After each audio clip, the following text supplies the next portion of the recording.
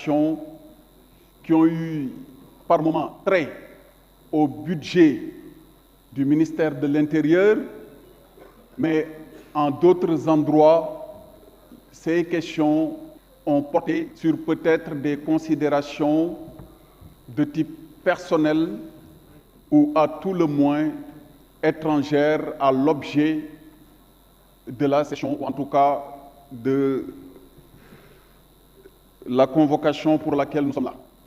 Nous nous efforcerons, dans le cadre des réponses, questions, commentaires ou critiques d'ordre purement personnel.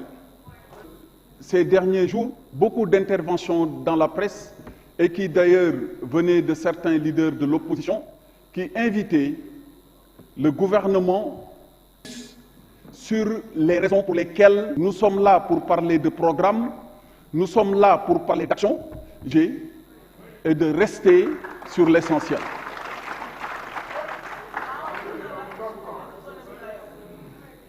Alors, je voudrais d'autant plus le faire parce que très tôt, j'ai été adepte d'une très belle réflexion d'un excellent penseur qui, je le cite, disait que les esprits brillants ou les grands esprits discutent des...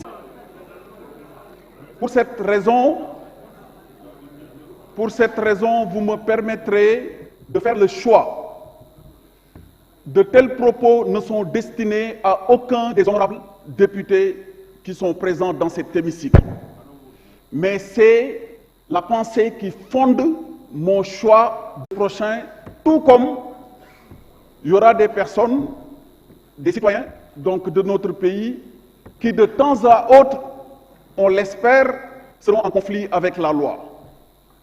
Pour ces cas, leur prise en charge est efficacement assurée par nos forces de défense et de sécurité.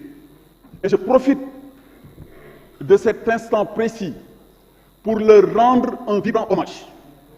Ces femmes et ces messieurs qui se dévouent corps et âme, nuit et jour, à assurer notre sécurité méritent, nous tous, notre respect.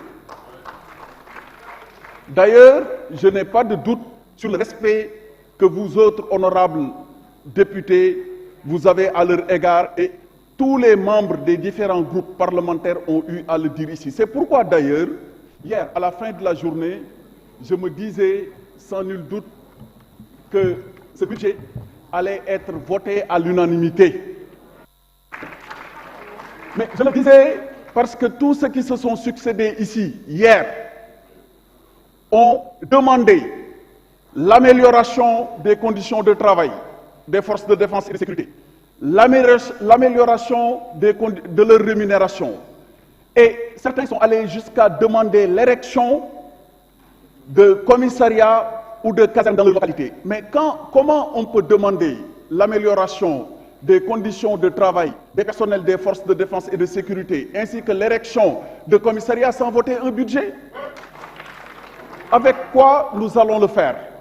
Ça, c'était pour dire que hier, à la fin de la journée, j'avais pensé que sans nul doute, on allait voter à l'unanimité le budget du ministère de l'Intérieur, mais aujourd'hui, je constate qu'il y a eu un rétropédalage, pour ne pas dire un contre-pied, comme on est à l'ère de la Coupe du Monde, ou un changement de pied. C'est selon, pour soutenir que ce budget ne sera pas voté, parce que les moyens qui sont destinés donc, à ce budget, les crédits qui seront donc votés pour ce budget, sont quelque part destinés à réprimer donc, de l'opposant. Mais je vais poser une question, et une seule. Que diriez-vous lorsque vous serez de retour dans vos différentes localités, aux 15 097 chefs de village qui attendent leur indemnité pour l'année 2023?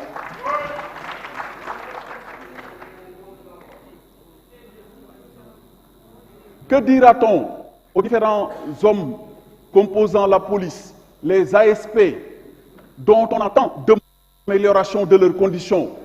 Que leur dira-t-on concernant l'amélioration demandée de leur pécule mensuelle? C'est dire